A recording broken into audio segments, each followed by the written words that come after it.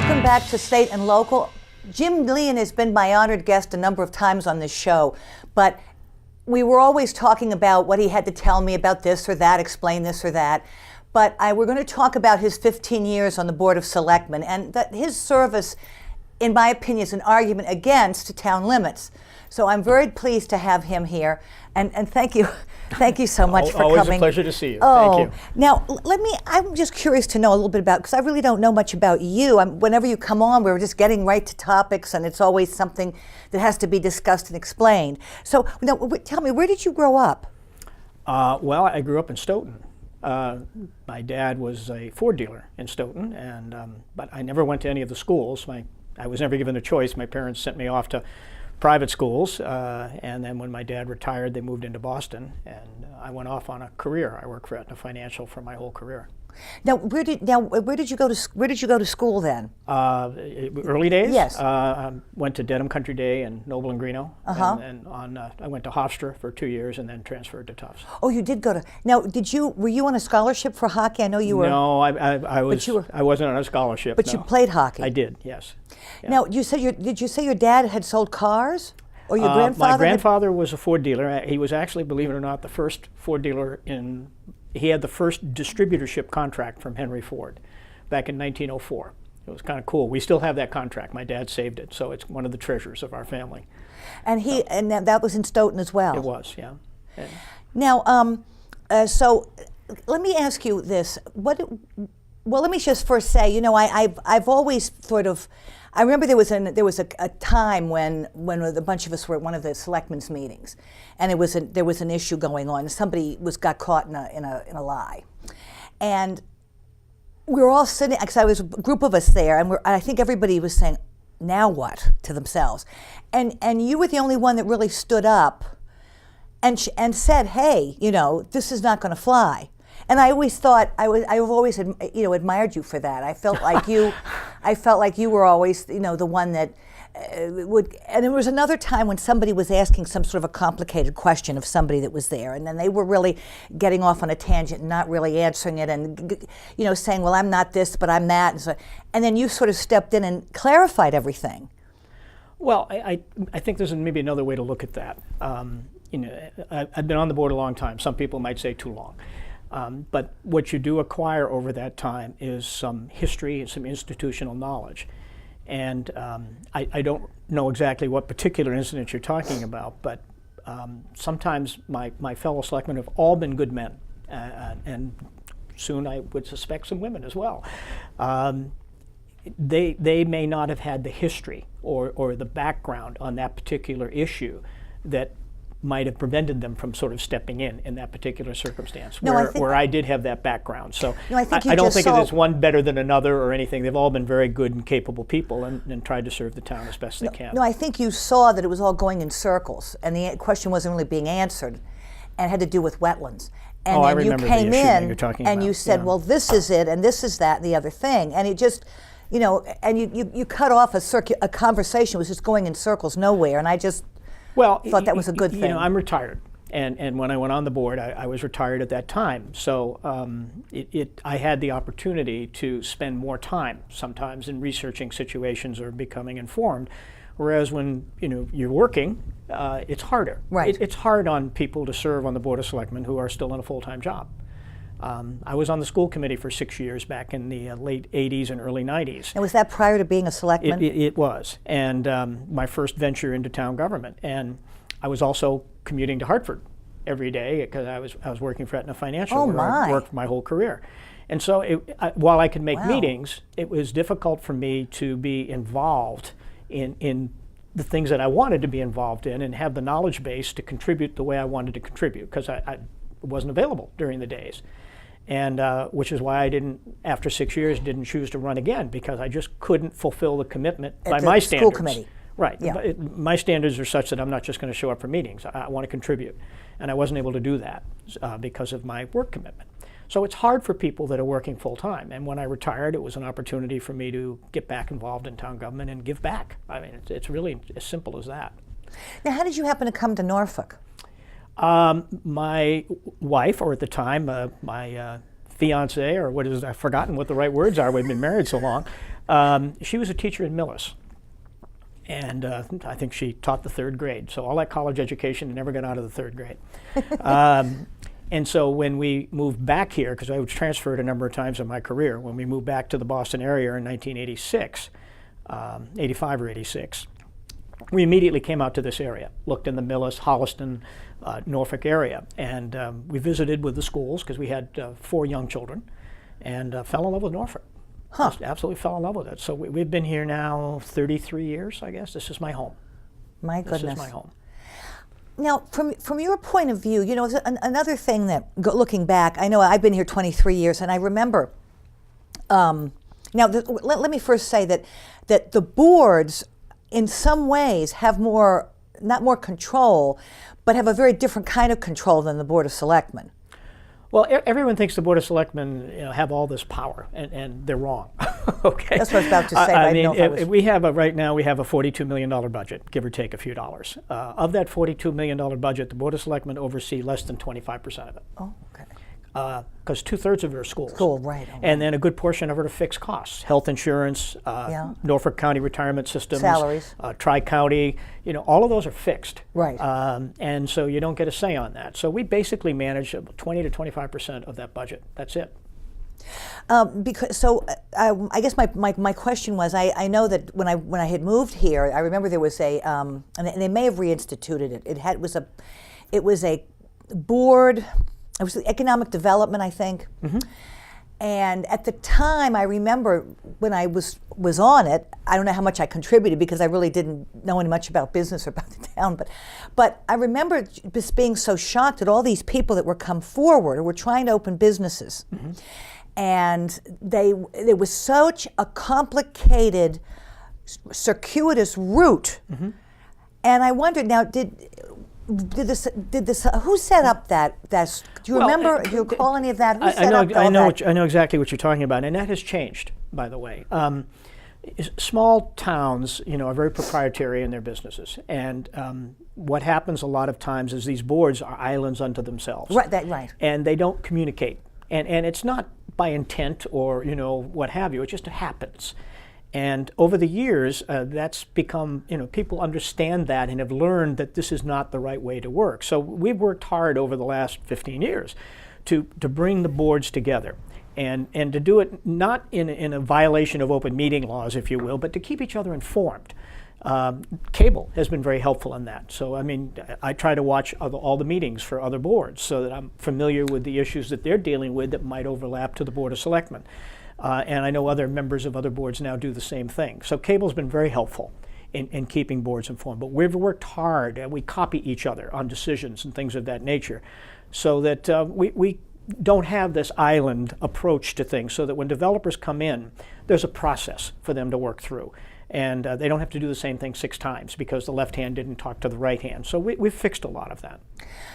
So at what point do you feel that shifted?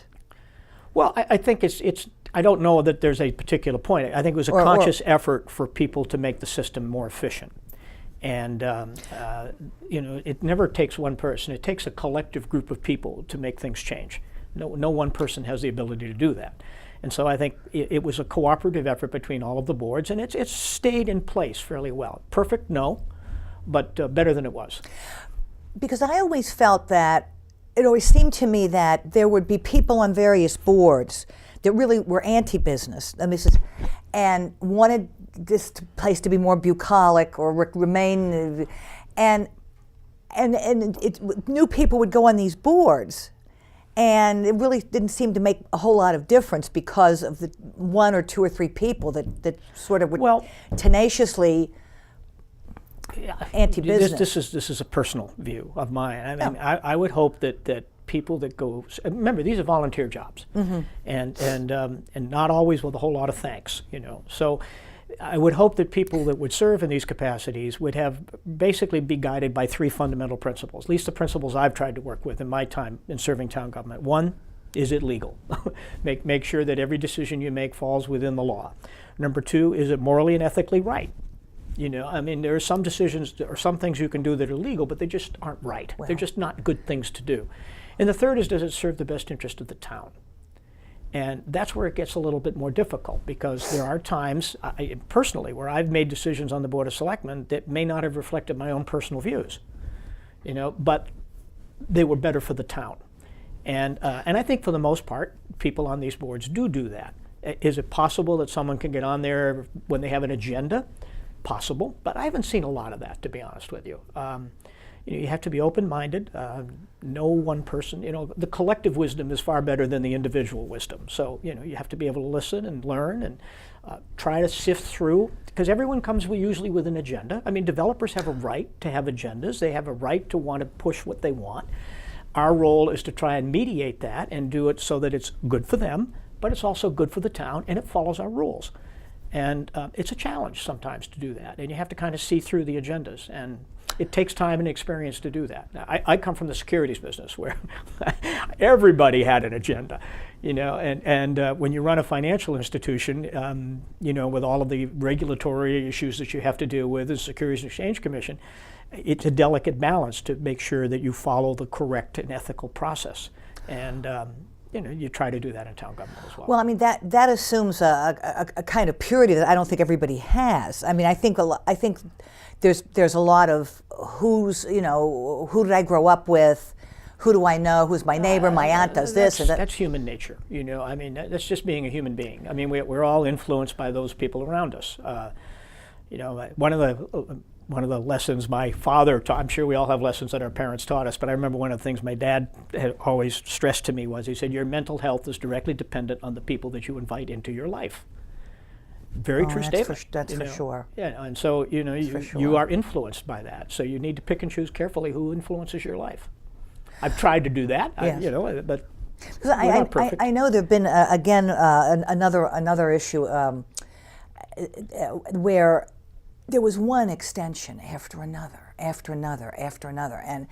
and people that were affected by this situation were just kind of appalled.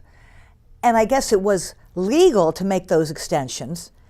I'm sure it was. Well, but it just is, I mean, a lot of us. You're talking about the permitting boards, either planning board or ZBA, mm-hmm. Most likely ZBA. That's not unusual, because you're better off. Extensions aren't necessarily bad things, okay? I mean, rather than forcing through decisions, and if there's new information or additional information that's required, you want that extension. You want to get as much information and data as you can to help make sure you make the best decision you possibly can. And when you're dealing, especially ZBA, dealing in 40Bs and things of that mm-hmm. nature, which are kind of a new mm-hmm. Issue that the town's had to deal with in the last 4 or 5 years. Prior to that, we only had one 40B in this entire town, which is up on the hill, Meeting mm-hmm. House Road, and probably 90% of the people here didn't even know it was a 40B. So it's a new issue to people, and there's a learning curve to anything that's new before boards. ZBA is not traditionally, that's a quasi-judicial board, and their decisions are basically yes or no. And they've not had a lot of experience in dealing with 40Bs, because we haven't had any, with the one exception. This, what I'm referring to, wasn't a 40B at all. Okay, but those extensions sometimes are good things, if they need more information, or the extension could be asked for by either the applicant or the board. Well, that was it. Yeah. And it just, I don't know, it just seemed to us that how long is this going to go on? I know it's disappointing to people because they want decisions, but the decisions need to be as informed as they can be. And I would suspect, not knowing what specific case you're talking about, that most of those extensions were for good reasons. Be my guess. Now, what sort of trends have you seen as a selectman? Kind of issues coming before the board down the years? Do you? Well, I when I went on the board, I had one motivation, which is just try to help the town. As I said, I went to private school all my life, not by my choice, by my parents' choice. And so I never had an identity with the town. And when we moved to Norfolk, and of course I've got 4 kids that all went through the schools, now I've got 7 grandkids that live in town, 2 of my daughters are here. I've really grown to love the town. This is the first time in my life that I've felt an ownership, bad word, part of a community. Mm-hmm. And so I just, when I retired, I wanted to give back. I think everyone that goes into public service tries to leave with having made a difference in some regard. Mm-hmm. Hopefully better, not worse. And so I've seen a lot of change in Norfolk, but not as much as people try to label it. I mean, our town has been growing for 25 years. You know, I mean, every year our population has increased. Ever since we got the train stop, makes us a logical And when was place. that? I'm not sure when the train actually Must have been, first what, the came, to be 50s honest with you. It's been here for as long as I can remember. Uh-huh. And I've been here over 30 years, so it's been a long So time. maybe not as early, not as long Yeah. ago as that. So, you know, change is a constant. The only variable is the speed or the velocity. And it's picked up. You know, the issues are more complicated. 40Bs have certainly made it more complicated. And I think it requires us to be a little bit smarter and a little more flexible because the demographics change. You know, a lot of young families come in. Young families want and desire different things. Nothing bad about that. So you have to learn to adjust. I'm not a Facebook person, for example, you know, but there is a whole generation that is Facebook. And you need to communicate with people the way they want to be communicated with. You know, I still read the Sunday paper, but not a lot of people do. So we need to position ourselves in a way, and my associate, Kevin Calcutt, has done a very good job on that because he is of that generation. And he's brought in that type of communication to the board that, quite frankly, we didn't have. Well, what I'm referring to is I remember when I first came, there was there was the moonscape that was there forever. Yeah, well, it's still there. It's just grass now. Well, and I remember when the Dunkin Donuts, there was a big took about resistance 5 to years that. to get that permitted. Yeah. Now, what was the issue with that? Do It's, you recall? Norfolk has been a small little country town forever, and sometimes people are reluctant to make that Well, change.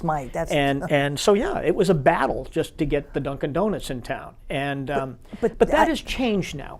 You know, the demographics of the community are such that we're a different town than we were, but we've been able to retain that old country kind of setting that I think a lot of people cherish about Norfolk. But now the town didn't want. Am I got this backwards? I thought the town did not want Dunkin Donuts. They did to come not. In. And what was the rationale of that? I don't know. There were people that were against it. I think I'd be making an assumption, but I think it's just they wanted to keep things the way they were. Huh. And there's still people that feel that way. Oh, right. You know, but change is a constant, as I said. So the key is to try and manage it in a way that you retain the values that you think are important to your community. So the Board of Selectmen, did they have any role in, say, with Walgreens coming in and Dunkin Donuts and did they not have a? As a rule, no, because those belong to the permitting boards, and where we could have an influence is trying to work with people to negotiate the beginning of the process. Oh, okay. So the board can play a role there, where we can talk to people that own parcels of land and try to mediate with them ways to develop that land and to bring that to the permitting boards and play a role, but it's more of an advisory role. It's because we're not a permitting board. Now, well, Chris, I said We're a I'm asking for licensing an board, not a explanation permitting now, board. But were there any different land issues that you recall that were of kind of an interesting arc to them in terms of how it, like that? I never understood what the story was of the Boy Scout land. How did that all play out? And is that Well, the Boy Scout land was privately owned. and where is it, or was it? It's Is it? over off of Evergreen, over in that area, right off of Cleveland Street, over in the back. Okay. And it's known as the Boy Scout land because the owner allowed the Boy Scouts to hold camps there for years and years and years. And there was a developer that purchased that land back in the, I'm going to say it was the late 80s. No, I'm sorry. It would have been the early 2000s because I was just new on the Board of Selectmen. And he had purchased that land and he wanted to develop, and I may be off a house or two, but he was going to put in 15 or 16 developments. And is frequently the case, people don't want anything built next door. You know, I mean, it's not unusual and it's understandable. You know, they've had this beautiful parcel of land that's open space for them, and now all of a sudden they're going to have homes in there. And they fought it. And they have that right. They have absolutely that right. And so that development did not occur. And it Now, what was the strength of their argument? How did they pull that off? um, Was it not a 40B? Was that no, part of it? a lot of it had to do with conservation issues. And you know, and as I say, they have every right to make their case. And so the development didn't occur. We'll just let it go at that. And so the land stood there for years and years, and of course now it's going to be a 40B. And so be careful for what you ask. Now, as you head down Cleveland from Seekonk, is it on the right? It's on the right. It's on. So if somebody Oh, had from some, Seekonk? Yeah. No, it'd be on the left. But didn't some people have some animals on the right there for a while? Yes, there was a pig farm there. And that's gone. That's gone. So what's happening to that area over there? That's do you now know? a 40B. So on both sides? They're both on the same side. There are 2 40Bs off of Cleveland Street. Well, the Boy Scout land isn't directly off of Cleveland Street. But if you go down, if you turn right on Cleveland Street off of Rockwood, your first right-hand turn, there's a nice development back in there. And that's the Boy Scout land is behind that development. Now, in your time, was there ever an attempt to sort of try to get for the town to buy these properties or parts of them instead of letting them go to letting them be sold to someone? We have actually purchased property that prevented it from being developed. An example of that is the Weber property, which is located right in back of Jane and Paul's farm. Okay, is that fairly recent? Was that within like 5 years? This goes back again to around 2005, 2006, in that range. Okay.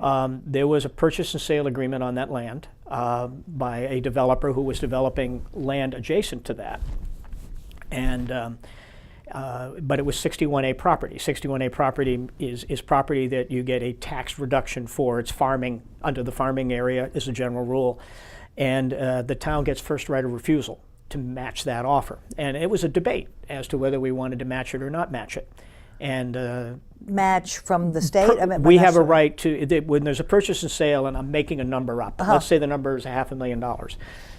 The town now has the right to match that offer. You can't negotiate it. You pay whatever the purchase and sale offer is.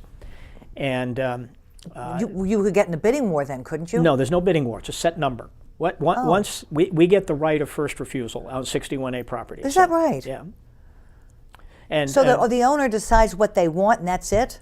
Well, if the owner of the property entered into an agreement with the developer to buy the land. Oh, okay, right. So the price was fixed. That had a set price to it. Oh, okay, all right. But because it was 61A property, the town has the right to match that offer and buy the land. Oh, okay. And that's what the owner of property doesn't care. He's going to get the same Correct. amount of money either way. Okay, right. But that gives the town first right of refusal, and that's the benefit of. And the owner got a tax break, but under 61A, and what the town gets back is the right of first refusal. And we have a lot of 61A property in Norfolk. And so we did end. It was a huge debate, and went to town meeting, and the town did vote to purchase that property. It's about 22 acres, and that remains there now behind Jane and Paul's farm as open space. Is there any property now, again going back, that's been developed that the town could have bought? And is there an issue with like sort of saving the money rather than buying? I mean, who comes down with that decision? The Weaver property is an example of property we did purchase.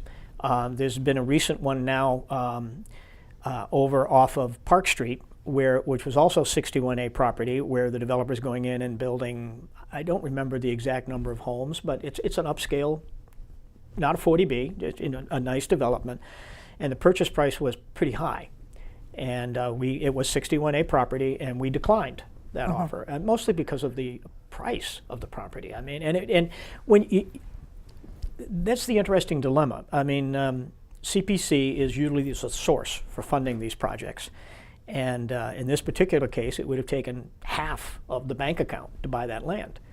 And then you have to ask yourself, well, what's the use of that land? What is the purpose of that land? And so it goes through a process. It goes to recreation. Can we use it for fields? Then it goes to affordable housing. Can we use it for affordable housing? It might go to conservation. Each of the boards takes a look at these opportunities and weighs whether or not it benefits the town. Now, who makes that decision? Well, each board makes it independently and makes a recommendation. To the Board of Selectmen? To the Board of Selectmen, because the Board of Selectmen is the board that either accepts or declines the offer.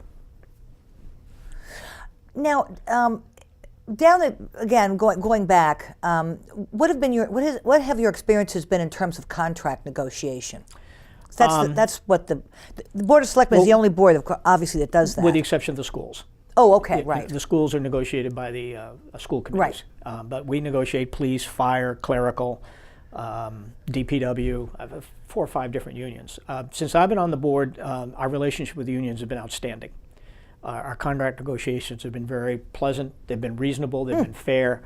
I did a lot of that in my career with Aetna in negotiating contracts with major businesses and what have you. And so our unions have been great. I'll give you an example. And I think it was 2008 when we had that financial crisis. And the state actually came halfway through the year and reduced our state aid payment, took money away from the town after we had already appropriated it. And was it going to poorer towns? They just didn't have the money, no, because we were in a depression, or recession, I think is what they officially called it. So if you don't mind, so were all the towns in the Commonwealth reduced? All of them. Really? Yep, all of them. To my knowledge, they were all reduced. Huh. So we had to hold a special town meeting in January to reduce our budget. We had to take out a good chunk of money out of our budget. Pardon? What year was this? I believe it was 2007 or 8. Eight or 9, yeah, one of those 2 years. Okay, That's when the recession hit. And it was, I remember in September when the market went bye-bye. And it lasted 4 or 5 years. So we were in a bit of a quandary. And I went to every union and sat down with the head of each union, and we made a deal. Now, were there all three of you went? The whole board went? No, just I did. I was the chair at the time. Okay. All three of us couldn't, because I would have to be in an open meeting, and these were one-on-one conversations. Oh, okay. And so I went to each of the heads of the unions, started with police and fire, with the exception of schools, because we didn't have the authority to do that, and basically said, look, we're in a dilemma, and if we stay where we are, we're going to have to cut people. There's no option. We can't deficit spend. We can only spend what we have. And the state has rescinded, the state has pulled back, and for legitimate reasons. They didn't have the money either. They can't write a check if there's nothing in the account. And the deal we cut was, I said, if you will forego your raises, and by forego, I don't mean postpone. It goes away. Oh. It goes away. Until a subsequent well, if you're in your first year of the contract and it's a 3% raise, that 3% just goes away. It doesn't add on to the next year. It just goes away. But would be renegotiated down the line? No, it just goes away. We do a little side agreement saying we will give up our raise for the first year or second or whatever year of the contract it was in. We'll give up that raise. Every single union that we negotiated did it voluntarily and immediately without exception. So that the other members wouldn't be lost. The trade was that we would have no layoffs, because we worked the numbers, and if people gave up their raises, we could make the budget work, and no one had to lose their job. And every single union agreed to that. Forgive me, I don't quite understand. So in other words, they would give up that 3% within a time frame for that year. That year, and then the negotiations would start over again. No, you already had a contract. So basically, we were amending the contract. If the contract said you get, and I'm making a number up, 3% each year over the next 3 years. Okay, and we're in the first year of the contract, or it could be the second or third, whatever year we were in.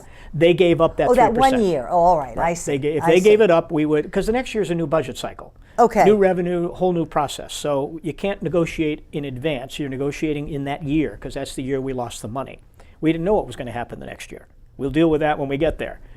And every single union, without a lot of argument, well, there was no argument. I mean, the decisions were quick, and they were terrific.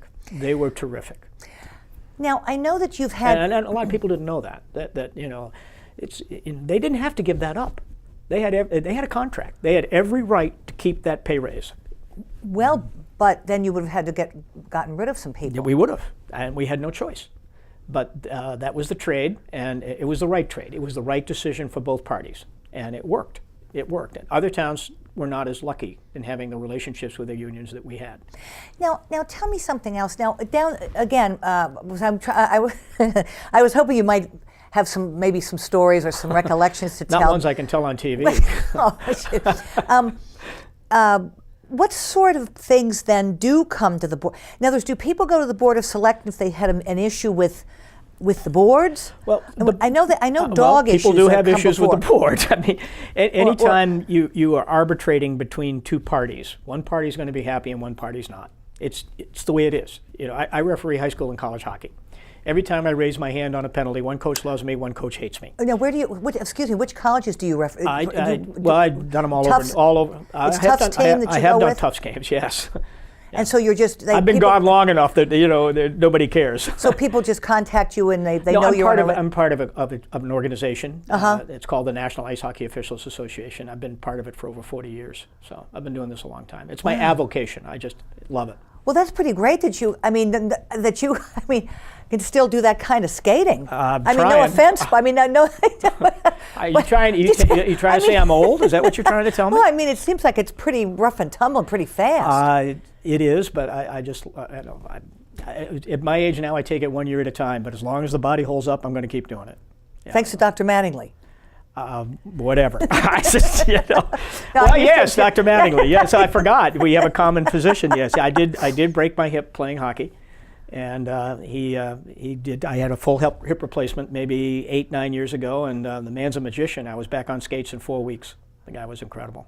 Well, I give it him all also the depends credit. on your condition. True, but I mean, that's he a has big, to he has to do the right kind of work. True, it's true, it's true, it's true. But if you've got, let's not go into personal surgeries here. So, but anyway, and then what you were saying. So a lot of I understand that when you're there long enough, when you hang around long enough, that sooner or later there are going to be people that just aren't happy with you because you made decisions that weren't what they wanted, and that's life. That's just. I didn't mean so much you. I mean, do that's true of anyone on any board that's there for any length of time. But when people come in, is it that they've had issues with the board sometimes, and they're appealing to the Board of Selectmen? Could be. Does that, I mean, but you don't have any jurisdiction. The primary responsibility of a selectman, in my opinion, this is just my opinion, is to manage the finances of the town. To be sure that the town remains financially stable. And there are a lot of towns in Massachusetts that are not, including some of our neighbors. And so I'm a finance guy by trade. So one of the things that I got deeply involved in was the financials of the town. When I first got on the board, we had a little over, well, actually it was a little under $300,000 in what we call our stabilization fund. That's our emergency fund, if you will. We've got $2 million now. Mm-hmm. Our bond rating has gone up twice. We have a AA+ bond rating, which for a town our size is outstanding. That's a big deal because we borrow money all the time. And we constantly refloat the bonds, redo them every period of time to get what we call premiums back. It's just how you do business. And that's the money that's in stabilization, the money that you've borrowed? That's our emergency fund. And say there was some No, we didn't borrow that. That's money we have saved. We have deposited it. You save money by either underspending your budget or underestimating your revenues, and we do both. We're very conservative in our revenues. We're very conservative in our budget. And every year we end up with what's known as free cash. And sometimes we use that free cash for capital, buying cars, trucks, ambulances, police stations, and whoops, I did not shut this off. My apologies. My magic watch. My kids gave me this. My 10-year-old grandson is my tech advisor to teach me how to run it. And it's true, as tragic as that is. But so we're constantly doing this. But to me, that's the number one job of a selectman, is to ensure the financial integrity. Now, we've had great finance people. Jack Hathaway was our finance director before he became town administrator. Todd Lindmark is our finance director today. And Bugsby. He's in finance. He is, but he wasn't a finance director. Jack Hathaway was our finance director. But that's critically important because we oversee the budget. We put together the budget, and understanding the finances and how town government works is critical. And it takes time to learn. I mean, I ran a fairly substantial investment company. It's not government. It's different. It takes... I would say I wasn't, hopefully I could say meaningfully contributed, but I didn't really have a full grasp of how government works for probably 2 years on the board. It takes time.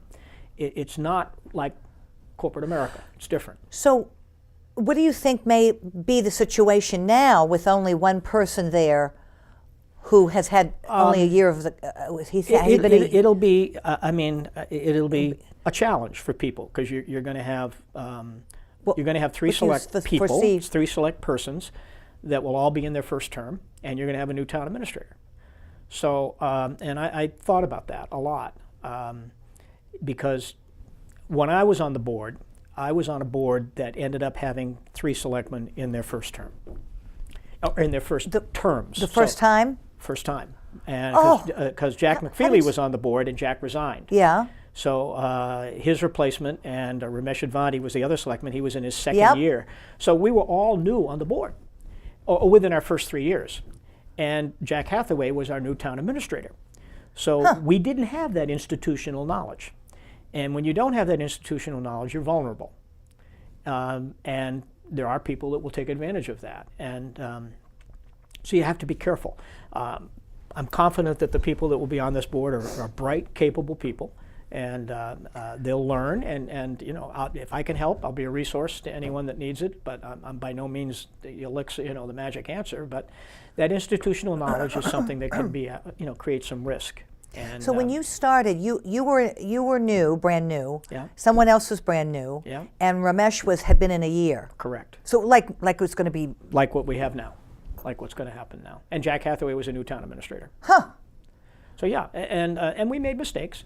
We got into things that because we didn't have the knowledge and the understanding of all the facts associated with it. That's not unusual. How would somebody take advantage of a situation like that? I mean, aren't there bylaws and there are state laws? And I don't want to get into specifics, but there's let's talk about maybe a zoning bylaw, for example. A zoning bylaw may, in its own right, seem reasonable and make sense if someone brings forward a recommendation that they would like to see. Now, they may bring it for personal reasons. That's okay. There's nothing wrong with that. You're talking about changing the bylaw. But changing in a bylaw, right. But that bylaw needs to be carefully vetted. It needs to go through a process. And you need to be sure that because on the surface it appears that it's okay, a lot of times a change in a bylaw impacts another bylaw that you don't know about or you don't remember. You don't have the history to connect the dots. So without that history, sometimes you can make a decision without understanding the downstream. Every decision you make has a downstream implication. And if you're not aware of this other piece, this piece may look pretty good. You make a decision on this, not understanding that that's going to happen down here. That's just an example of the kind of thing. So what do you have to do then? You have to go and read through everything that could possibly... That's what you have to do when you get on the board. You've got to study and get up to date and do as much as you can to catch up. Or when an issue comes before you, take the time to find out all of the facts and the background associated with it. And I'm confident they will. Now, what other sort of people have come in down the years through? I know I was at one meeting where there was the dog issues come before you now, and that's got to be tough. Those are the most painful meetings. Why do the dog issues come before the selectmen? What's the connection? Well, there? we're the governing body for that, and I've only had I think 3 dog hearings in 15 years. Thank God, because I'm a dog lover, so it's painful for me. Yeah. Sure, sure. But it's usually not the dog's fault; it's usually the owner's fault. Oh yes, right. And when people don't manage their dogs appropriately and allow them to roam or do bite, for example, usually they're that type of aggressiveness that are the issues. Then that Hillary, who is our animal officer, brings them forward to the board, and the board has decisions like they can require the owner to fence in the backyard, and that has happened. You can even go to an extreme. The board has the authority of even going to the extreme of euthanizing the animal. We've never had to do that, thank God. I know. But you do have that ability. But if you have a dog that is overly aggressive and bites people or attacks children coming off a school bus or things of that nature, that dog has to be restrained. And if the owner doesn't do it, sometimes you're left with no choice. Now, we have not had to do that, for which I'm very grateful. And every dog hearing, while it's been painful, we've found solutions, and they seem to have worked out. And that's actually specified as one of the purviews. Yeah, it's one of the purviews of the Board of Selectmen. Now, you also appoint people to boards. We do. What has that been like? Have you ever had to deny somebody, and how do you come about those decisions? I mean, obviously you can look at what the person's done or what but I don't. There was one time. There was one time, and I don't want to be specific, but there was one time when we did deny an individual from participating in a board, and it was because the individual had an agenda. They wanted to get on the board because of something that they were not happy about. Was that made clear, or was it was something pretty obvious? Yeah, it was pretty obvious, and that's not a good reason to go on the board. You want people on boards that are independent, that will weigh all of the facts and considerations and make a fair judgment. But as a rule, that's always been the case. But couldn't that be a situation where somebody has seen a board go in a certain direction and thinks, gee, I don't think this is the way to go. Sure. I'd like to get on there. As long as it's not for a personal issue. All they can do is really contribute. Yeah, I mean, they don't have a final. But as long as it's not for a personal agenda.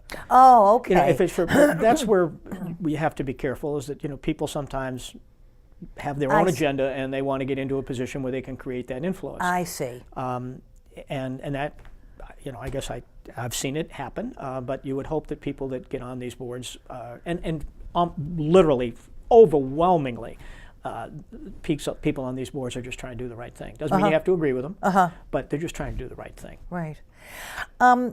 Now, were there any recollections that you have of either funny or memorable things that happened or incidents? Well, there have that's what I was hoping to get out of you. There have been a lot of them, but sometimes you do things thinking you're doing the right thing, and it ends up just coming back and biting you every part of your body. I'll give you an example. Lake Street. Wonderful little country road. It's up here off of, I'm pointing as if people know where that is. It's off of Main Street, just right after the school. Yes, towards Franklin. But it's a very unique road. And it's very narrow. It's only, I think, like 12 or 14 feet wide. Hard for two people to get by in the same, next to each other. Very unique. And only about a third of the road was paved. And 2/3 of the road was still dirt. And there's a pond down at the end of the road, and all of the erosion that's coming off of the road was getting into the pond and filling in the pond and ruining the wetlands and what have you. But it was a dangerous road. And every year our DPW would go down and they'd spend an inordinate amount of time and money filling in the holes, regrading the dirt, putting it all down, and then of course the next rain comes and it all gets dug up again. Now, may I interrupt? Why was it left like that? It's been that way forever. I mean, did the people living down there? I don't know the really old history of it. But it's a town road. It's town-owned road. Now, when we repair roads, we don't necessarily look for permission. Otherwise we'd never get a road repaired. We go out and we fix the roads as best we can. But this road was so unique. Dumb me came up with an idea that, it's so unique, and there's like, I think maybe 50 residents on the road. Let's bring all the residents in and talk about it as to what they'd like to see done with the road. Well, it seems logical.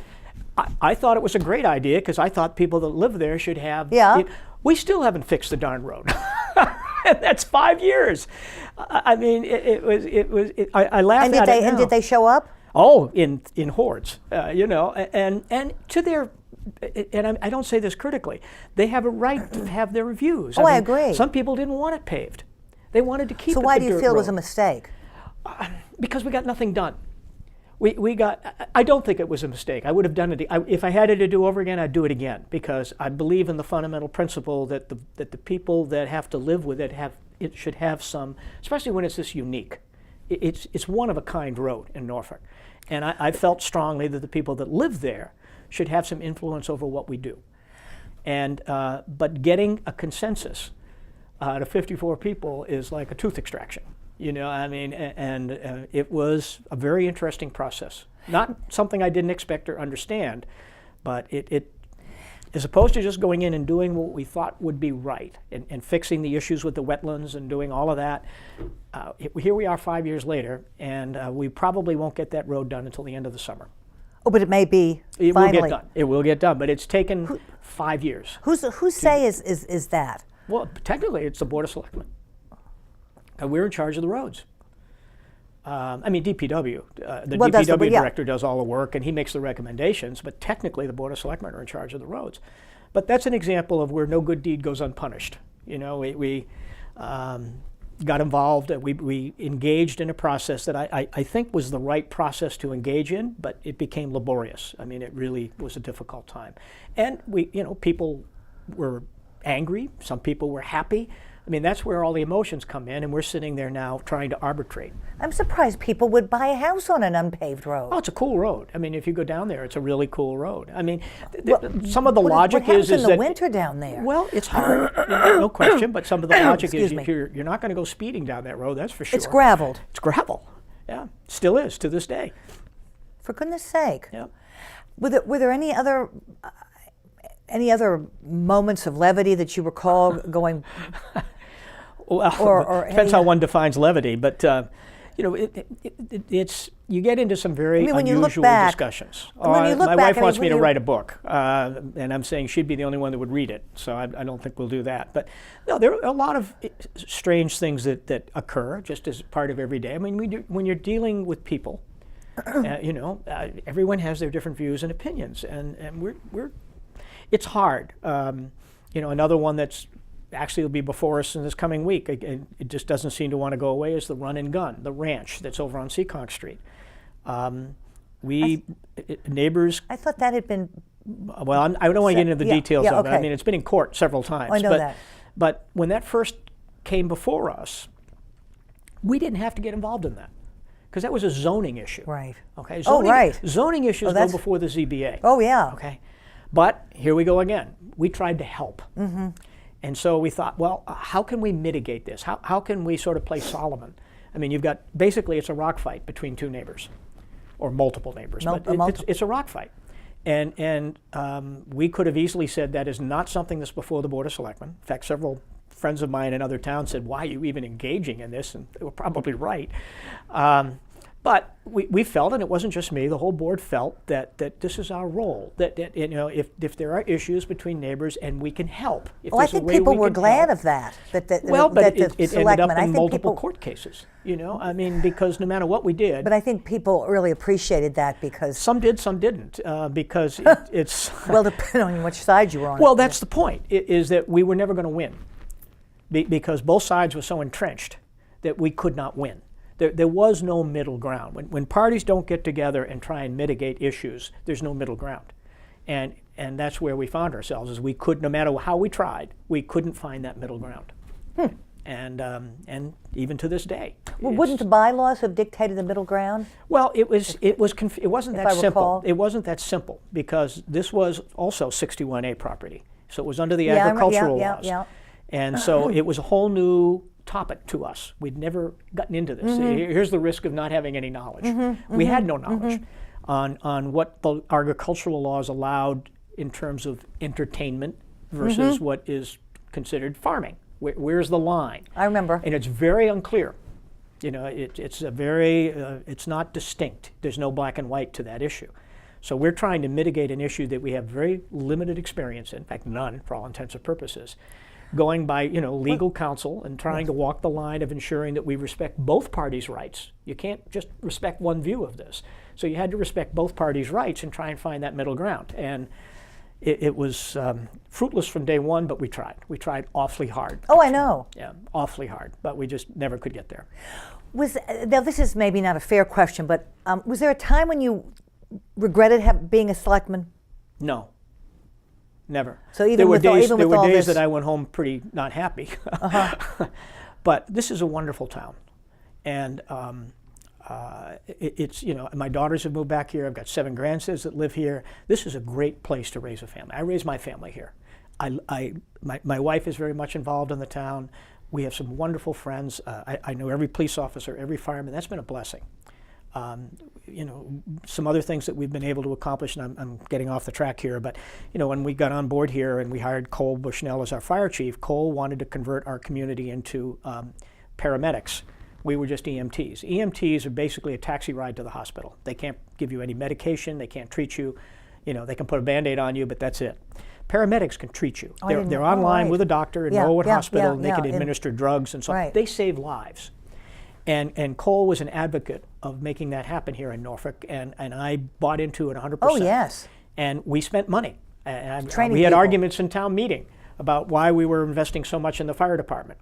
And the answer is simple. We save lives. Right. Oh, right. We save lives. And I don't know what the price of that is, but there's no dollar number for that. So that's one of the things I'm really proud of, is that over that period of time, we've advanced from an EMT capability to a paramedic capability. When was that shift? It started in 2004.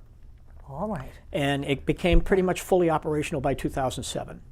And we have saved a lot of people. I mean, the interventions that these gentlemen can do, and women, we have several women as well, they save lives. They save lives. And if you have good schools, you keep people safe. We're the second safest town in the state of Massachusetts. That's due to our police department.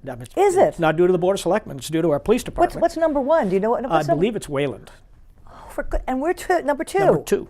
Yeah. Number 2. We've been in the top 10 forever. And we patrol every street every day. If you're driving around, I went by 4 cruisers yesterday just doing stuff around town, because they're on every road every day, and you don't know when, where, or how. And this is what our police do. They're wonderful people. So you asked, do I ever regret that? When you see what the people that work for the town, the police, the fire, when you see what they do and how they keep things running and how they keep people safe, how we have good schools, how we're protected by our police, how can you not smile about that? How can you not feel good about that? So no, I don't regret it. There are days that have been painful.